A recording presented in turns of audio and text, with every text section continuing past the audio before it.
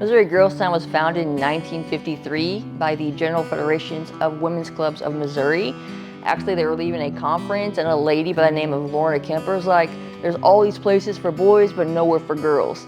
And so at that time, she's like, this is my #1 initiative. The GFWC took that initiative, and by 1959, we're hosting our first open house in Mountain Grove, Missouri. There was a woman by the name of Peggy McClain. She was on the board of directors for Missouri Girls Town, and the board decided that they would like to be more centrally located in the state of Missouri for better access for girls throughout the state. And so Peggy McClain was married to a gentleman by the name of Bill McClain, happened to own some land in Kingdom City, and if anyone knows Bill, whatever Peggy wanted, Peggy got. And so it was in early 1981 that the land was donated and Missouri Girls Town became located in Kingdom City. Our campus has 10 buildings. 4 of those buildings are residential facilities where the youth live while they're on campus. 1 is a recreational center. We have a dining hall, an on-campus school, and a therapy building. On campus, we serve approximately 100 young women annually. Missouri Girls Town is affiliated with North Callaway School District, and so North Callaway actually provides 2 certified teachers who come to our campus and they give our kids education from our campus school. Our kids go in half-day sessions. Most of their work is done through the computer, however, some instruction from the teachers is provided as well. The mission of Missouri Girls Town is to support youth and families by providing therapeutic services and education to empower them to reach their full potential.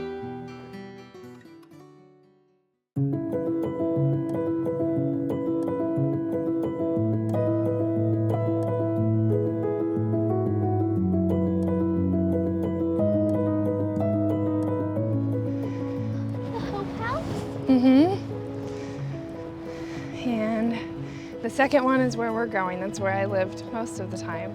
All the houses are named after people, real people. The circumstances behind my going to Missouri Girls Town were, I was 11 when I was placed in my first foster home, and when I was 14 I was adopted. I started acting out. I wasn't doing good in school. Snuck out of the house a few times, and when I was 15, I found myself here in Missouri Girls Town. Prom was my favorite memory. That was the only prom that I ever attended, ever, and we all got to wear really pretty dresses and do our hair and makeup, and just the act of doing all that kind of unified everyone. We all worked together, which wasn't something that happened all the time. And then we went up to the rec center and danced for several hours, and it was just a blast. The only prom I ever had was here, in this gym. You know what prom is, don't you? Oh, okay, I don't know. That's the only prom I ever had was in there. Oh my gosh. It was like a special treat when we got to go up there because they had TVs and air hockey and foosball. I don't think any of that stuff's up there anymore. They were asking if you guys had the scooters. Yeah, there's scooters, look. Oh yeah, they do, look. Look, down here. All right, be careful. It's easier to race backwards. Wait, let's make sure we don't hurt anybody. Come on, you're younger than I am. You can go faster than that. I also remember having recreation time, and that was something we always looked forward to go up to the rec hall and play games and kind of let out our energy, sometimes our frustration, doing exercises and dodgeball and whatever recreational games you can think of. When I was in high school before Missouri Girls Town, I was distracted. I used school as a distraction from my home life. I failed in all of my classes, and I didn't have anyone to give me that attention that I really needed to thrive in school. School on the campus of Missouri Girls Town was much different. Things were a little more individualized. I was able to really focus on my education instead of running away from my problems at home. I didn't have to worry about what might be waiting for me after school. I could just be there and focus on learning. I also really loved that I could get the one-on-one attention that I needed from teachers to really help me understand the things that I was working on. My therapist always had a way of knowing what troubles I had faced throughout the week, and she was quick to bring those up in our therapy sessions and kind of talk through those with me and kind of dig through the reasons why I acted a certain way and help me find a way to avoid those behaviors in the future. Therapy also consisted of learning different coping skills that would be effective for me, like writing or listening to music, things that would help keep me from acting out when I felt angry and when I felt hurt, things that would help me be just a better person, more helpful, more kind, more pleasant to be around overall. Smells just the same. Smells always unlock new memories. I'm pretty sure these were the same exact tables we had. Wow. We did a talent show in here once, and my roommate, she could play the guitar really well. So she played the guitar while I sang "Where Are You Christmas" for the talent show. It was cute. It was really cool.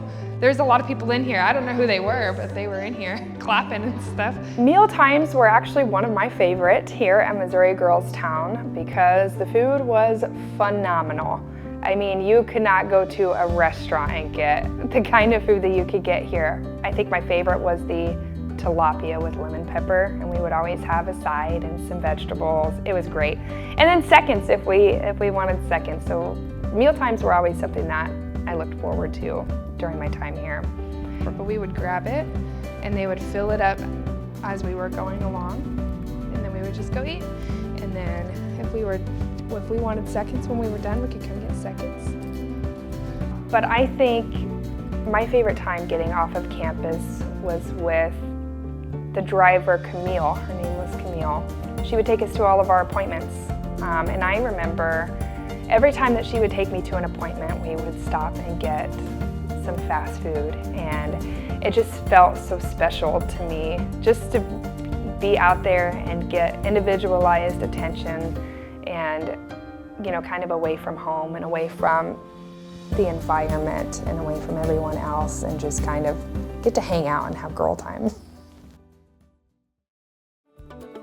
Sometimes some of the girls and I would kind of create our own little skits, kind of like we were actors, and they were usually hilarious. They were just something that we could all do together and just kind of have an audience and make everybody laugh. I mean, it was always a great time.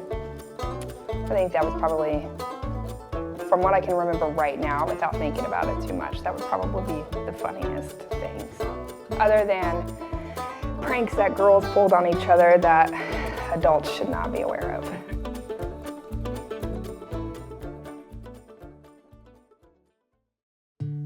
The house staff were like parents in their own right. Every time there was another house staff in there, it felt like a new version of mom was coming home to take care of us for a little while. I really enjoyed the house staff that I had, and they all came with their own quirks and personalities, but one thing that they all had in common was they really cared, and you could just feel that. I know as a child who spent a lot of time in foster homes, you can tell when the people who are caring for you don't really care. They're there for the paycheck. I could tell here at Missouri Girls Town that every staff member I interacted with, they really cared about me and my growth, and that they were so good at showing everyone individual love and care. I think a very positive relationship I had when I was here at Missouri Girls Town was with the, at the time, rec director, Jenny Price. I got to see a lot about patience. Jenny was very patient with everyone and very kind to everyone, and kind of made a chaos seem calm. And that impacted me a lot, even now as a mother, having to deal with chaos. Some things that I really valued during my time here at Missouri Girls Town was, one, learning how a family dynamic should be. Also learning what appropriate consequences, responsibilities, and rewards should be. And also being held accountable for my actions. Adjusting to my life at Missouri Girls Town was very difficult. I did not trust authority at all.